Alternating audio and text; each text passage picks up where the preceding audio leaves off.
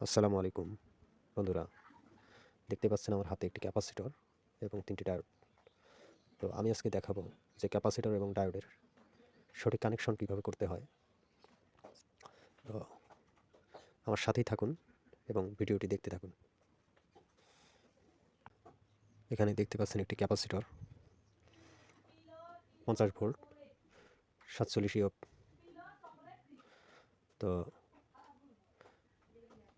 এই ক্যাপাসিটরের সঠিক কানেকশন এটি একটি গুরুত্বপূর্ণ, কেননা ক্যাপাসিটরের সঠিক কানেকশন আপনি দিতে না পারলে ক্যাপাসিটর লংজিভিটি কমে যাবে এবং এর সঠিক ফলাফল আপনি পাবেন না।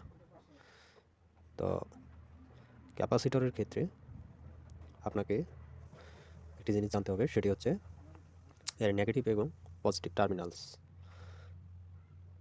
তো আপনারা দেখতেই পাচ্ছেন যে এদিকের এই সাদা অংশটি এটি হচ্ছে নেগেটিভ এবং অপর প্রান্ত এটি হচ্ছে পজিটিভ টার্মিনালস। তো আপনারা রেকটিফায়ারের মাধ্যমে অবশ্যই নেগেটিভ পজিটিভ সঠিকভাবে বুঝে এই ক্যাপাসিটর কানেকশন দিতে হবে, তাহলে ক্যাপাসিটির দীর্ঘমেয়াদী হবে এবং এর সঠিক ব্যবহার আপনারা করতে পারবেন। আর এটা কানেকশন উলটপালট করলে অবশ্যই আপনার ক্যাপাসিটর বাস্ট হয়ে যাবে।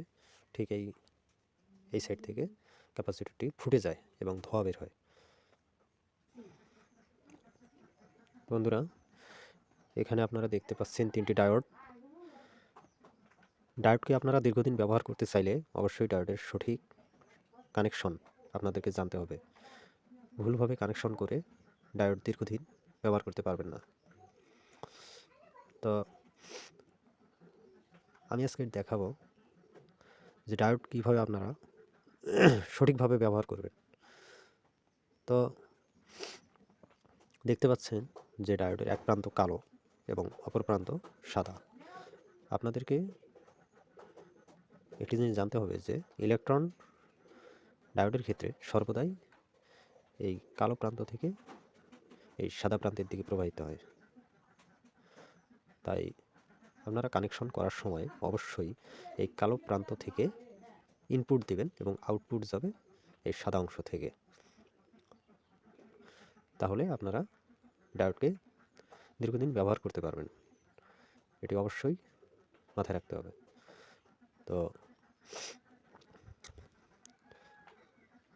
এটি যে কোনো ডিভাইসের ক্ষেত্রে এইভাবে ব্যবহার হয়ে থাকবে, সেটি ট্রান্সফরমার বলেন বা অন্যান্য ডিভাইস যেটাই বলেন, সর্বদাই ডায়োডের কানেকশন এভাবেই হয়ে থাকে। ধন্যবাদ বন্ধুরা।